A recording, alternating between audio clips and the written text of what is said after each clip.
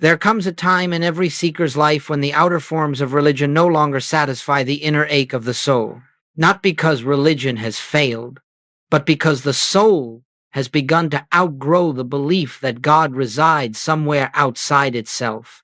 And so, without any fanfare, without any announcement, there arises in your heart a quiet question: where is God? Where is this presence that the prophets spoke of, that the mystics tasted, that Jesus lived? If you are listening with the ears of the Spirit, you will discover that God is not found in argument, not in doctrine, not in belief, not in tradition. God is revealed in silence. It is in the silence that the true meaning of the word Christ begins to dawn upon the consciousness.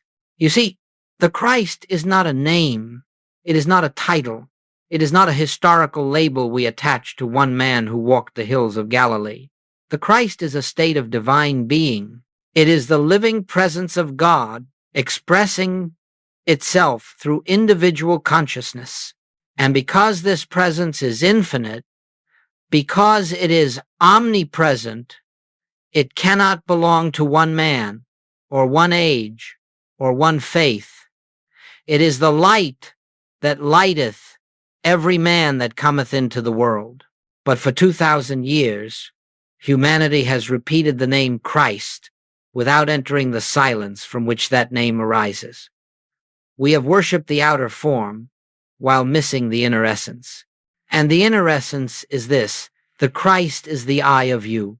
The Christ is the very presence that looks through your eyes, breathes your breath, beats your heart, thinks your thoughts. It is the divine identity forever hidden behind the mask of personality. When Jesus used the word I, he did not mean the personal self. He did not mean the carpenter's son. He did not mean a man apart from you. He spoke from the eternal I, the infinite I, the divine I am that is the substance of all life. And when he said, I am the light of the world, he was revealing the nature of the Christ, not claiming an exclusive privilege, but speaking from the reality that belongs to every soul. There is a vast difference between repeating the words of Scripture and entering the silence out of which those words were spoken.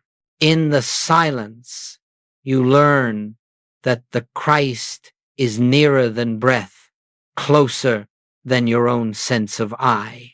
In silence, you learn that you are never speaking as a person searching for God. You are the very one through whom God reveals himself. This realization does not come through intellectual study.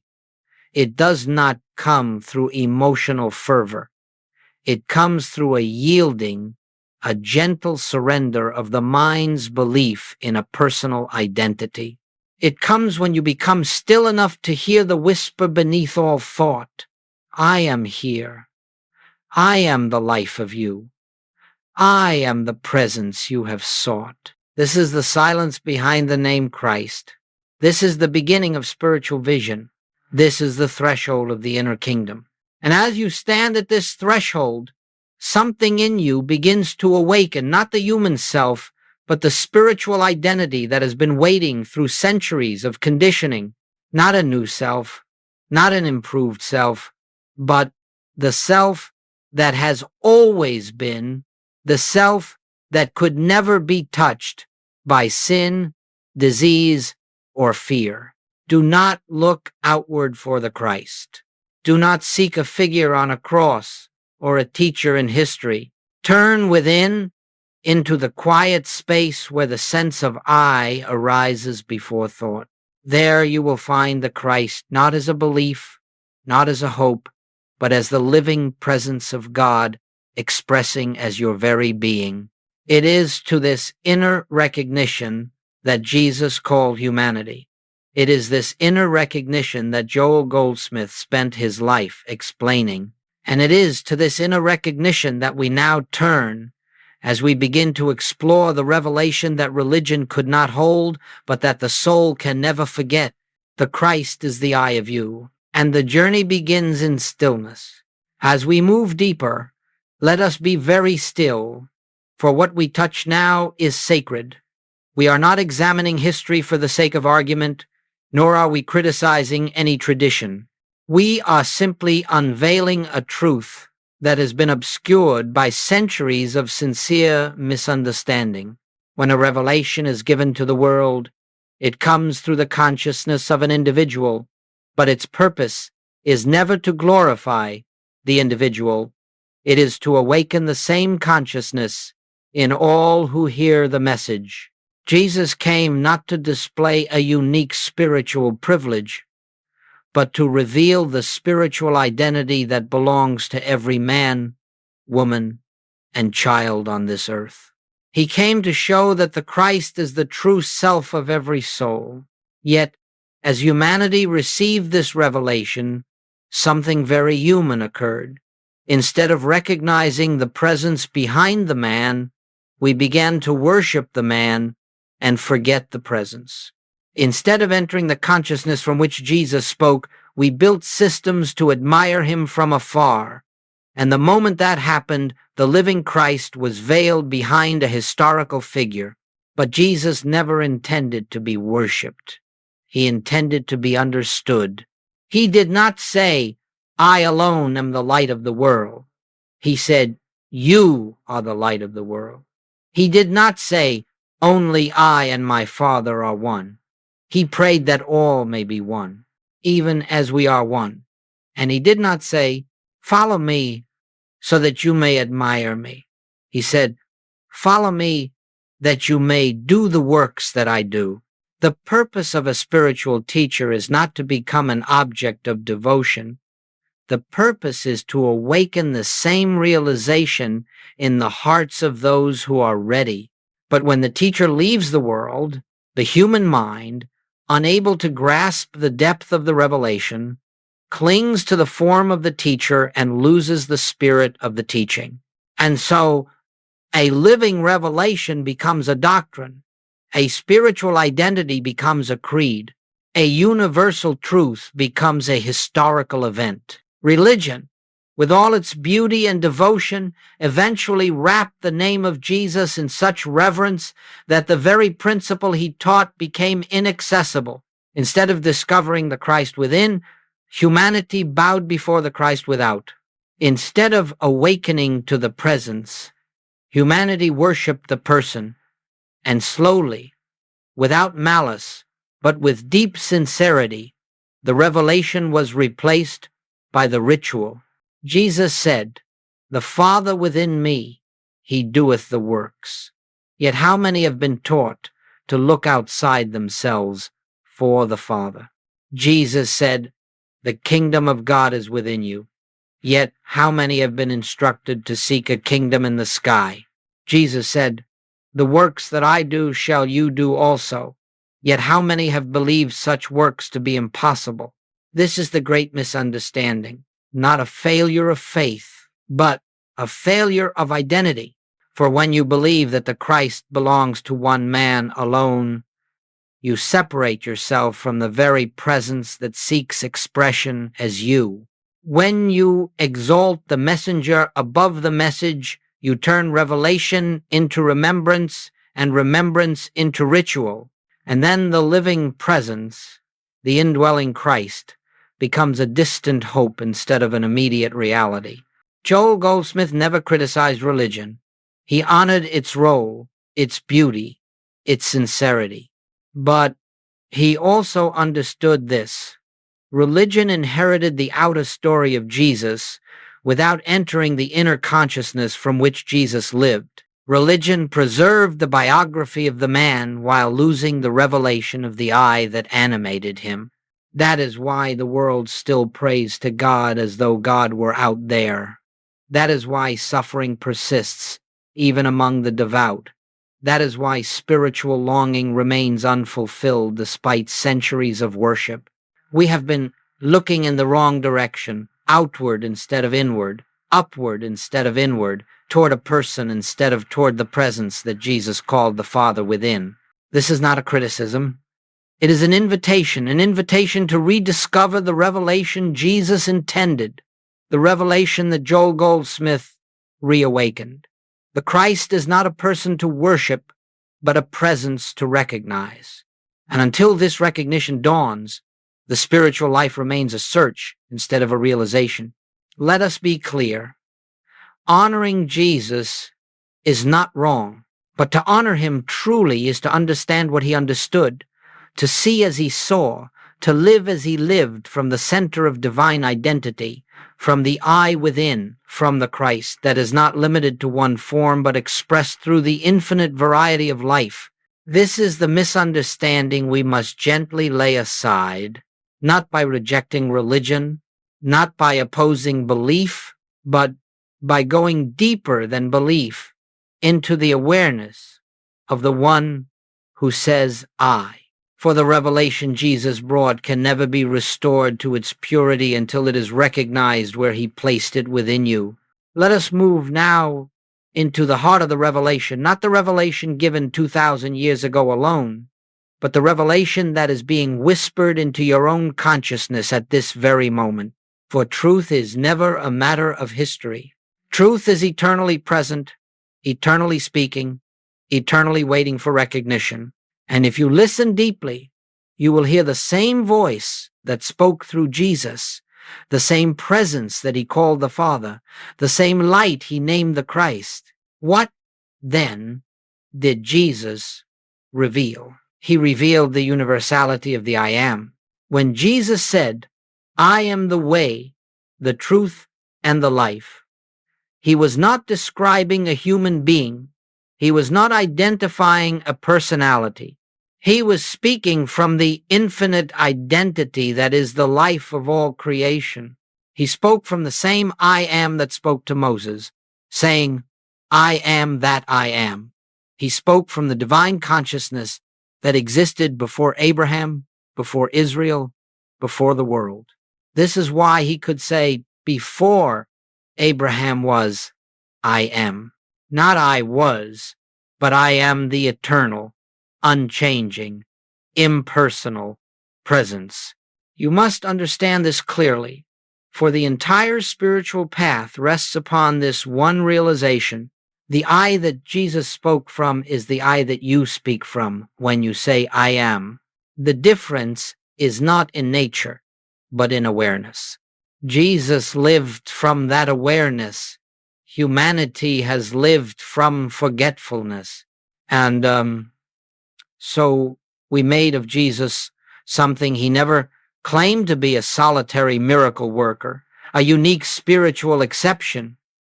But he never presented himself as an exception. He came as an example. He came as a witness to the truth of our being.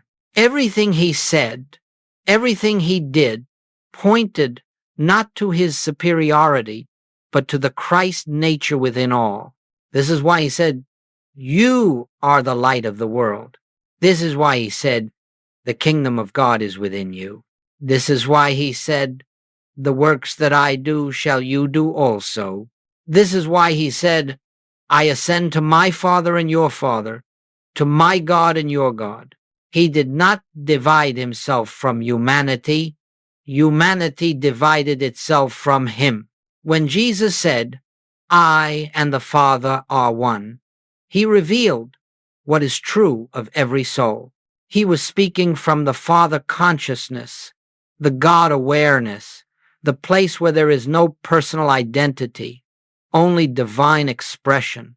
And in that consciousness, all are one, all are equal, all are complete, all are whole.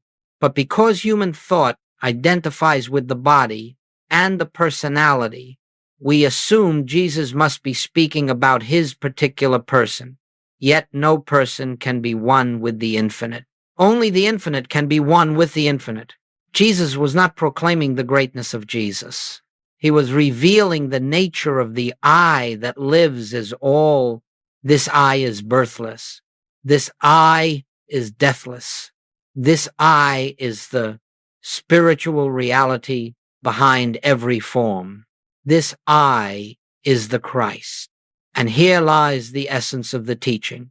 The moment you say I am, you are using the divine name. You are invoking the presence that Jesus embodied. But when you attach that I am to a condition, I am sick, I am afraid, I am poor, I am unworthy, you are identifying the infinite with the finite, the eternal with the temporary, the real with the unreal. Jesus refused to do that. He refused to identify the Christ with condition. He refused to say, I am the needy one, I am the sinner, I am the victim.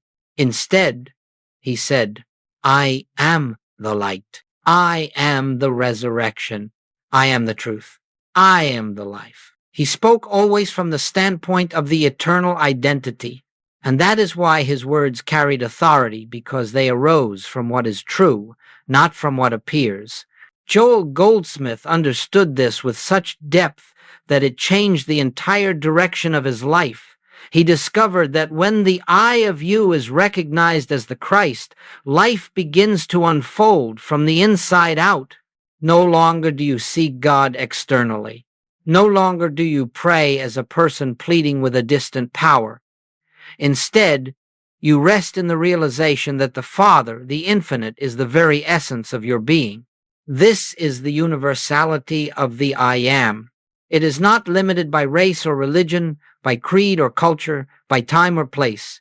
It is a divine identity present in every mystic, every prophet, every awakened soul. It is the silent core of all spiritual revelation.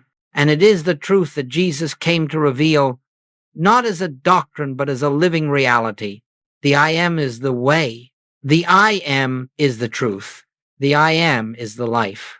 Not because the man Jesus claimed it, but because the Christ, the universal presence of God, speaks those words through every awakened heart. And so, the question now is not, who was Jesus? The question is, who is the I that I am? And as that question dawns in your contemplative moments, the Christ begins to reveal itself not as a concept, not as a philosophy, but as the living presence that has been the core of your being from the beginning. As we continue, let us turn inward again, for the truth we approach cannot be grasped intellectually. It must be sensed, felt, recognized in the silence of your own being. Truth is not taught from one mind to another. Truth is revealed from the depth of the soul to the depth of the soul. And it is in this spirit that we explore what Joel Goldsmith discovered through years of contemplation, meditation, and inner listening. Joel Goldsmith was not a theologian. He was not a metaphysician in the academic sense. He was a man who sought reality. He wanted to know God not as a belief, not as a hope, not as a doctrine, but as living presence. And so he turned away from outward systems, away from rituals, away from secondhand truth. He sat in silence, sometimes for hours, sometimes for days, waiting, listening, yielding. And in this stillness, something extraordinary began to unfold. Joel discovered that the Christ is not an attribute. It is not a quality. It is not even an experience. The Christ is the invisible presence of God expressing as individual being. It is the spiritual identity that lives where you think your personal self resides. It is the I behind the I, the life behind the life, the consciousness behind all consciousness. He discovered that the Christ is not confined to the figure of Jesus. It is not limited to one religion, one tradition, one nation, or one era. It is the eternal selfhood that existed before you were born and will exist long after the body has dissolved. It is the infinite nature of God revealing itself at the point of your individuality. Joel realized that every healing, every supply, every illumination comes not from a person asking God, but from the Christ revealing itself as the truth of being. When Jesus healed, He did so not by reaching outward to a power. He did so by recognizing the presence within the Father, within the Christ, within. And that same presence lives as you. That same light seeks expression through you. That same consciousness is the foundation of your very existence. You see, the Christ is not a power you acquire. It is the nature of your being. But as long as you identify yourself as a separate person, as a mind with private thoughts, as a body with private conditions, you cannot perceive the Christ. Not because the Christ is absent, but because your attention is fixed on the garment instead of the life that wears it. Joel discovered this by experience. In moments of profound silence, he felt the dissolving of personal identity. He could sense the presence moving through him, thinking through him, speaking through him. He realized that the words he spoke were not his words. They were the utterances of the Christ consciousness pouring through an open, surrendered mind. And this became the foundation of his ministry, that the Christ is impersonal. It belongs to no one. It expresses through anyone who becomes still enough to hear its voice. The Christ is the invisible fabric of all creation. It is the substance of every form. It is the intelligence that orchestrates the body, the harmony that organizes life, the love that holds the universe in being. It is the same presence that Jesus revealed, the same presence Moses glimpsed, the same presence that has spoken through saints, sages, and mystics throughout time.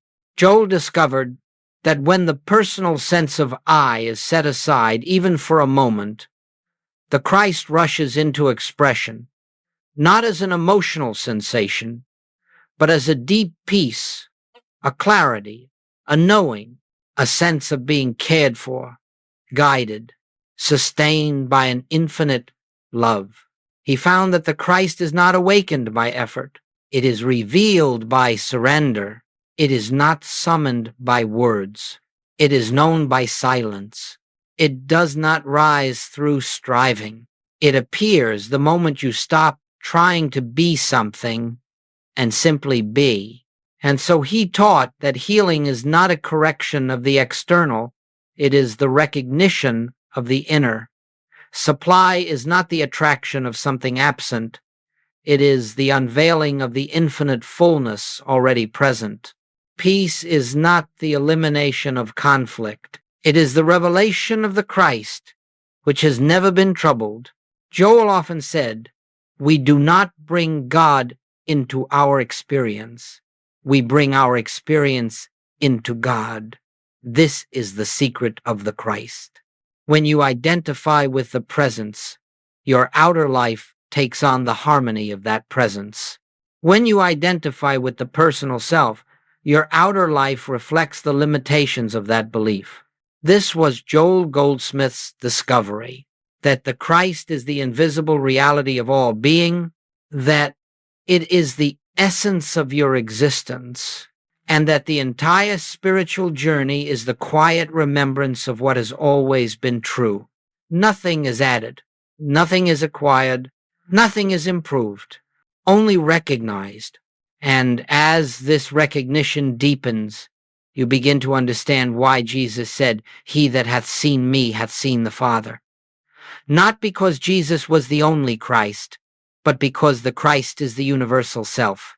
And when that self shines through any individual, the Father is revealed.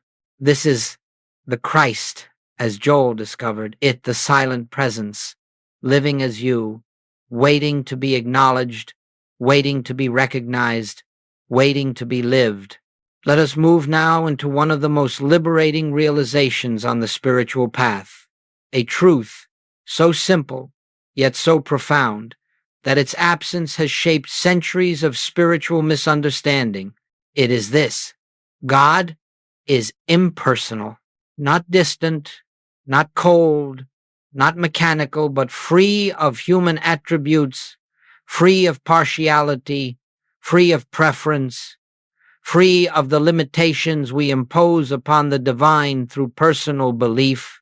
Religion, in its sincerity, could not teach this, not because religion wished to withhold truth, but because the human mind was not yet able to grasp a God without a face, a God without form, a God without human desires. The mind always seeks to make God in its own image a personal ruler, a parental figure, a being who loves some, blesses some, forgives some, and judges others. But this is not the nature of God. This is the nature of human imagination. Joel Goldsmith discovered that the moment you make God personal, you separate yourself from the infinite. You create the illusion of a God somewhere and a seeker somewhere else. You create a gap that must be bridged, a distance that must be crossed, a need that must be fulfilled. And this false distance becomes the source of all suffering. But God cannot be personal. For if God were personal, God would be limited. If God preferred one soul over another, God would be divided. If God rewarded the good and punished the bad, God would cease to be omnipresent love. The impersonal nature of God means this: God does not act upon you. God expresses as you. God does not choose for you. God unfolds through you. God does not send blessings. God is the blessing that is your life. Religion, as a structure of belief, could not teach this because the personal mind cannot comprehend a presence that does not think as humans think. And so, to comfort the mind, religion gave God a personality. It gave God anger, mercy, disappointment, approval. It gave God human emotions so that human beings could relate to the infinite. But the spiritual journey is not about making God relatable. It is about realizing that the one we call God is the very essence of our own being. When Jesus referred to the Father, he did not speak of a being outside himself. He spoke of the impersonal life within the infinite consciousness that acts without preference, loves without condition, gives without measure. He said, "The Father knoweth what you have need of before you ask." Not because God is watching from a distance, but because the Father is the life of you. The Father is the mind through which you think, the breath through which you live, the being through which you are conscious. This is why Jesus could say, "It is the Father within me that doeth the works." He understood that no person performs a spiritual act. Only the impersonal presence expresses itself through the form we call human. Joel Goldsmith taught this with extraordinary clarity. He said that once you understand the impersonal nature of God, prayer changes forever. You stop praying to God and you begin resting in God. You stop asking for things and you begin recognizing that the fullness of the infinite is already the substance of your being.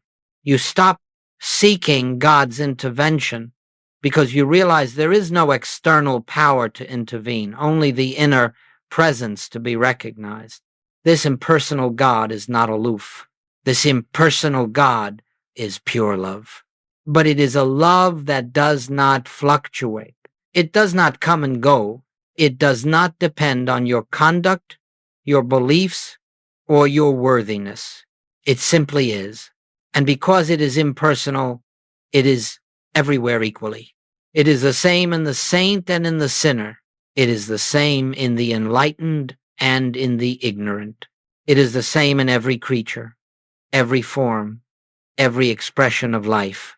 Religion could not teach this, because an impersonal God cannot be controlled, cannot be bargained with, cannot be used as a tool for human morality. An impersonal God cannot be claimed as ours against theirs. An impersonal God does not punish, does not reward, does not withhold, does not bribe. And so, for many centuries, the world held to a personal deity because the personal mind could understand it, but the spiritual heart cannot awaken fully until it moves beyond this belief. To awaken to the impersonal nature of God is to awaken to the truth that God is not a someone, not an other, not a being separate from your being. God is the invisible fabric of your existence. God is the I that lives as you. God is the Christ, the eternal, impersonal, universal presence expressing individually as your life. And when you know this, you no longer ask God to change the world. You allow God to reveal the world as it sees it. You no longer plead for healing. You rest in the truth that the Christ, your true self, is never sick. You no longer pursue supply. You recognize that the infinite cannot lack. You no longer seek peace. You discover that peace is the nature of your own being. This is the truth religion could not teach, not out of unwillingness, but out of necessity. Humanity had to grow into it. And now, as consciousness evolves, this truth stands ready to be understood by all who can enter the silence and listen. God is not personal. God is presence. God is not elsewhere. God is the life that says I. And when this is realized, the spiritual journey truly begins. Now we come to the living heart of the spiritual path, the point where truth must pass from the level of concept into the depth of realization. For no amount of reading, no amount of hearing, no amount of believing can awaken the Christ. Only recognition can. Recognition is not an act of the mind. Recognition is an opening of consciousness. Recognition is the gentle turning from appearance to reality, from form to substance, from the personal sense of self to the infinite I that stands behind all being. The Christ within you does not need to be awakened. It is already awake. It is already whole. It is already complete. What must awaken is your awareness of, and this awareness comes through a simple sacred practice that Joel Goldsmith called recognizing the presence. This is not something you do loudly. It is not something you do aggressively. It is not something you do with willpower or effort. It is something you do softly, tenderly, with the same stillness with which you might watch a sunrise or listen to the quiet breathing of a sleeping child. The practice begins with a pause. Whenever fear appears, you pause. Whenever lack appears, you pause. Whenever conflict appears, you pause. Whenever the mind rushes into reaction, you pause. In that pause, you withdraw your identification from the condition before you. You do not try to change the condition. You do not argue with it. You do not deny it. You simply look away from appearance and turn toward the I that is aware of it. You ask gently, who is the I that sees this? Who is the I that feels this? Who is the I that is present right now? This question, asked not intellectually but contemplatively, separates the false sense of self from the true. For the moment you ask, who is the I? The mind cannot answer. The body cannot answer. The emotions cannot answer. Only the silence can respond. And in that silence, the Christ begins to reveal itself. You begin to sense, even faintly, that the I which is aware of fear cannot fear. The I which is aware of lack cannot lack. The I which is aware of pain cannot suffer. The I which is aware of conditions is not conditioned by them. This gentle recognition is the first step in awakening the Christ within. Then, as you rest in this awareness, a second realization dawns. The I that I am is the presence of God, not metaphorically, not figuratively, literally. You begin to see that the Christ is not something you become. It is something you uncover. You remove the belief that you are a limited person and the Christ, which has always been your true self, stands revealed. This is why Joel Goldsmith taught that you never declare, "I am sick," or "I am poor," or "I am afraid." The I that speaks these words is not the person you believe yourself to be. It is the Christ, and the Christ cannot be sick, cannot be poor, cannot be afraid. To attach "I am" to any appearance is to claim unreality as identity, and the moment you do that, you suffer. Recognition reverses this mistake. Recognition restores identity.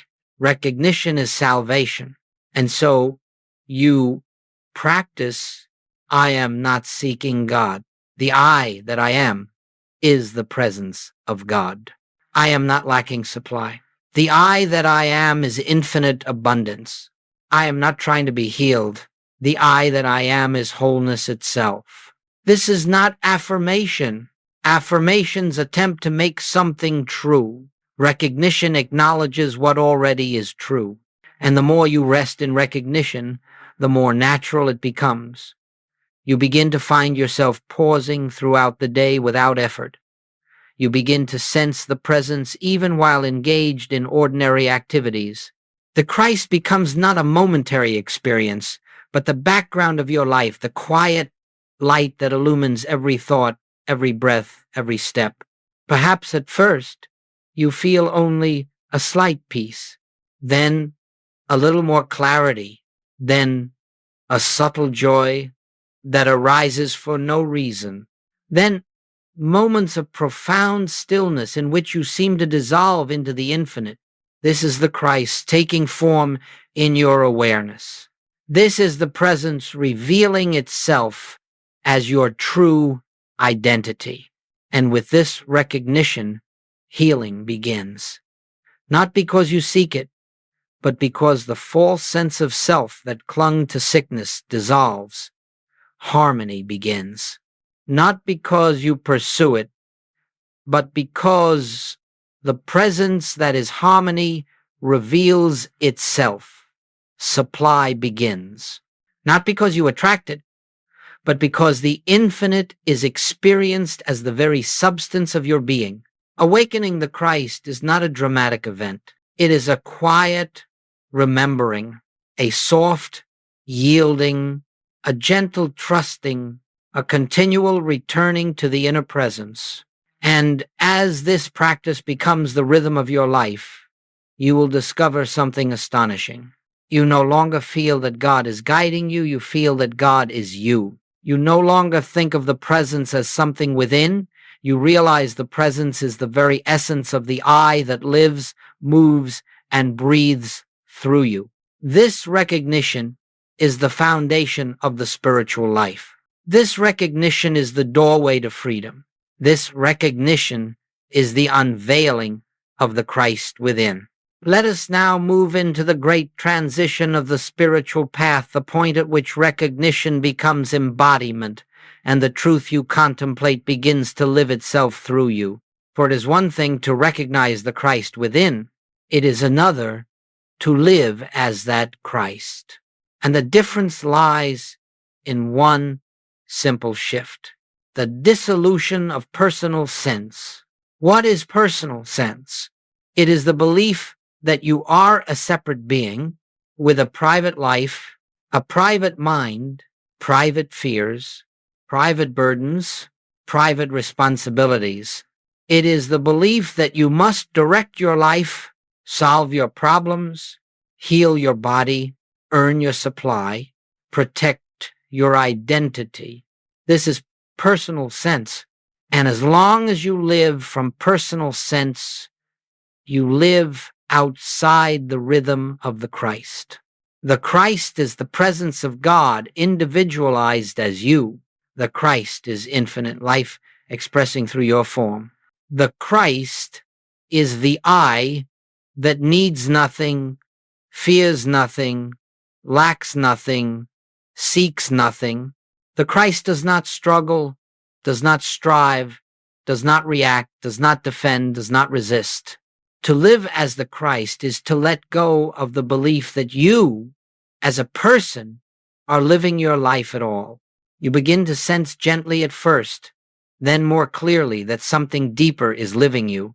Something wiser is thinking through you. Something greater is guiding, sustaining, unfolding your every step.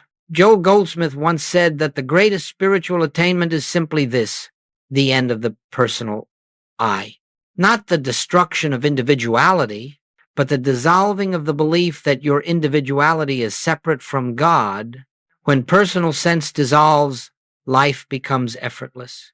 Not because circumstances change, but because identity changes.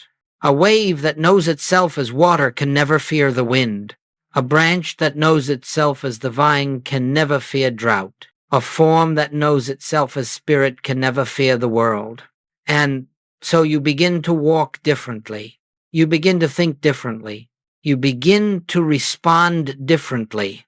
Where you once said, I need supply, you now rest in the I that I am is infinite abundance.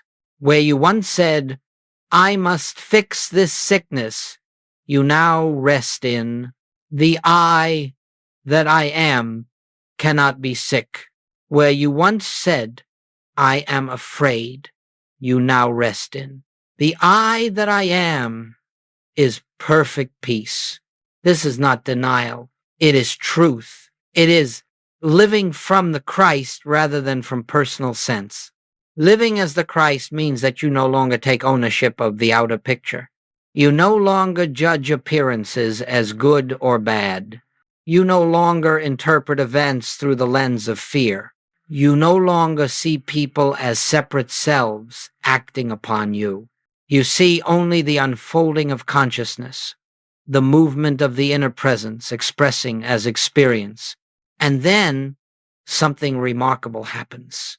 Because you no longer live from personal sense, the world can no longer touch you personally.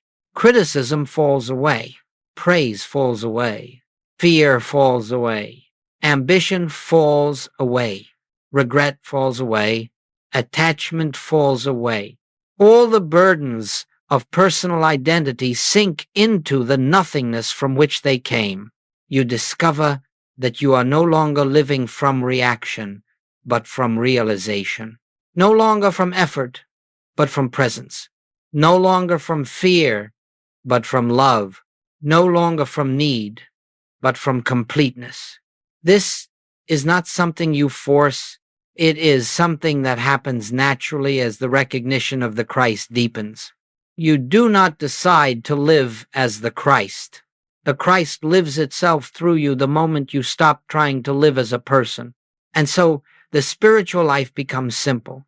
When a fear arises, pause. When a desire arises, pause.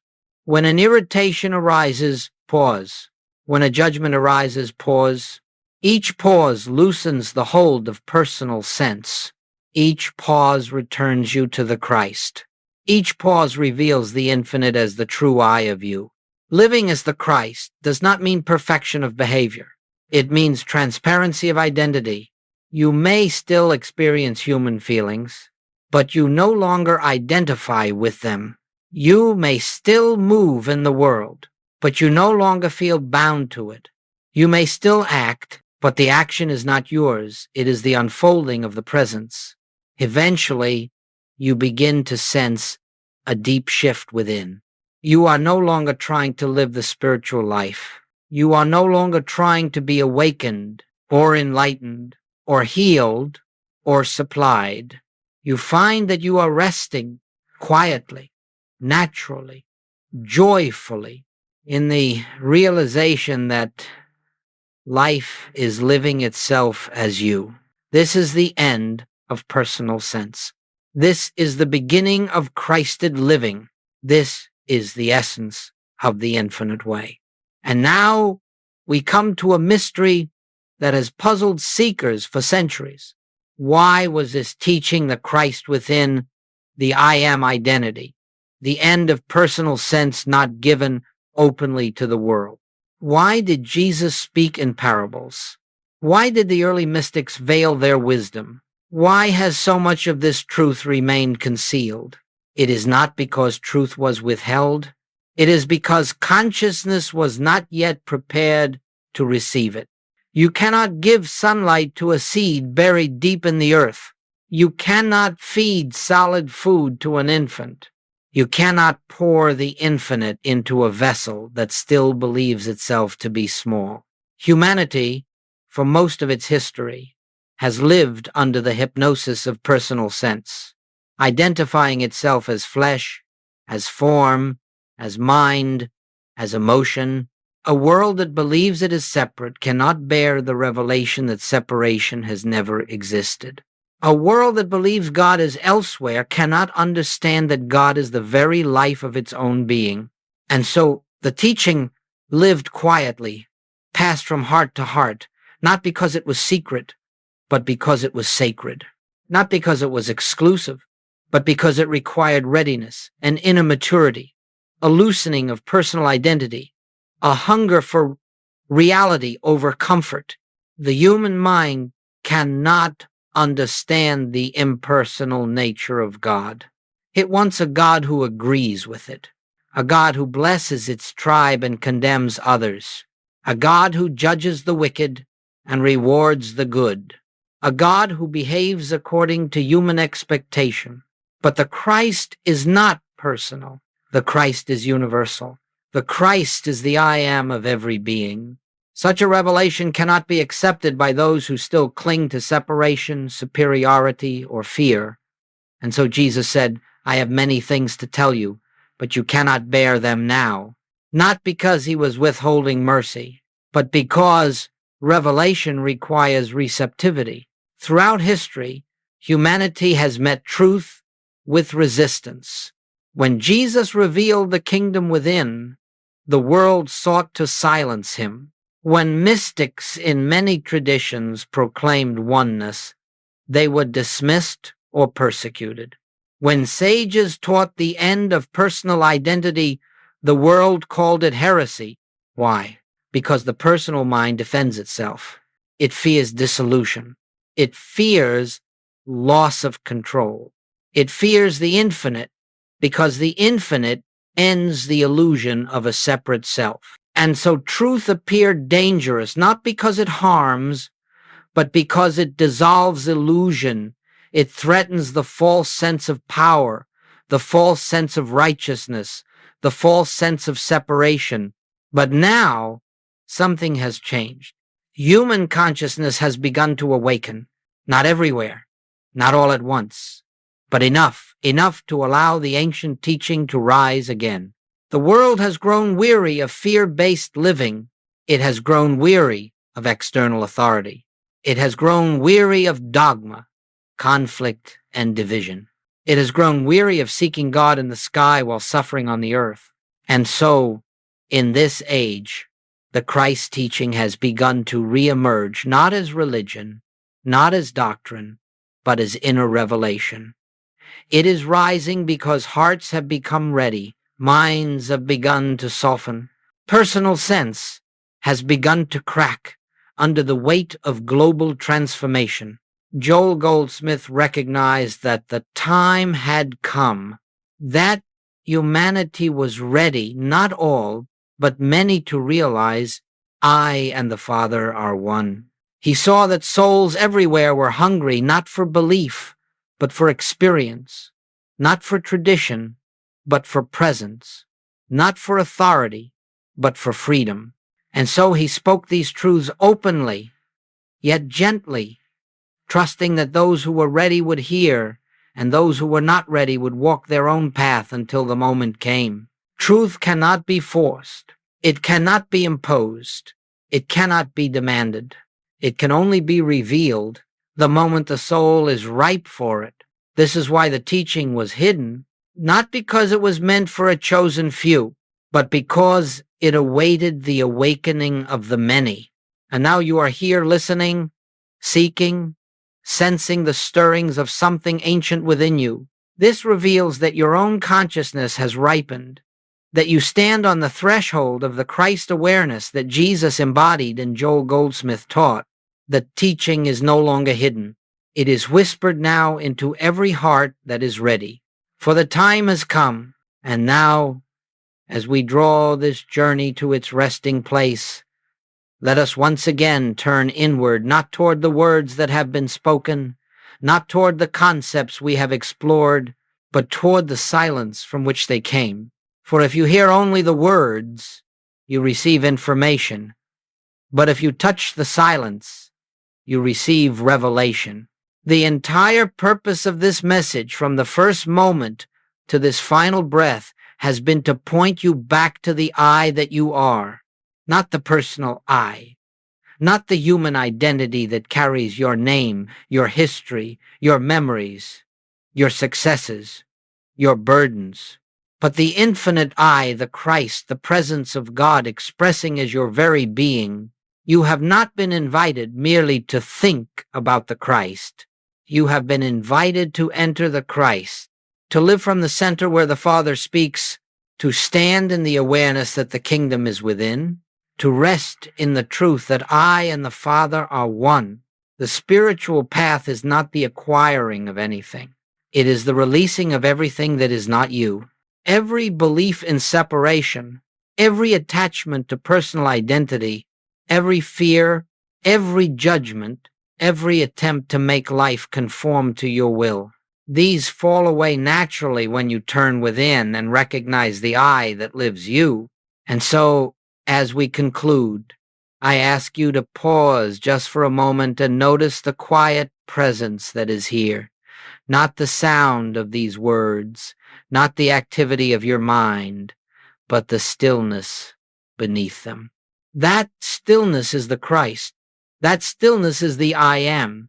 That stillness is the infinite life that has always been your true self. It does not need to be reached. It does not need to be invoked. It does not need to be earned. It needs only to be recognized. And as you recognize it, even for these few moments, you step into a new way of being. You are no longer a seeker of God, you are an expression of God. You are no longer a traveler on the path, you are the path being walked. You are no longer a person on a spiritual journey, you are spirit unfolding in form. This is the living I am. And when you begin to live from this recognition, something subtle but extraordinary begins to occur. Your problems lose their authority. Your fears lose their voice. Your burdens lose their weight. Your past loses its hold. Your future loses its threat. Why? Because you are living not from the personal self, but from the presence that is untouched by time, untouched by circumstance, untouched by the world. You begin to feel the quiet joy that arises for no reason. You begin to sense a guidance that requires no thought. You begin to perceive a harmony that does not depend on conditions. You begin to love without effort, forgive without struggle, trust without fear. This is not self-improvement. This is not spiritual achievement. This is not transformation of the person. This is the revelation of the self. And so I leave you with this simple invitation, the same invitation given by Jesus, the same invitation taught by Joel Goldsmith, the same invitation whispered by every awakened soul throughout the ages. Abide in the I. Rest in the I. Live from the I. Know the I. Let the I live you. For the moment you do, even for a breath, the Christ is no longer a concept. It becomes your living identity. And from that moment on, life unfolds, not from effort, but from grace. This is the journey. This is the teaching. This is the revelation. This is the I am.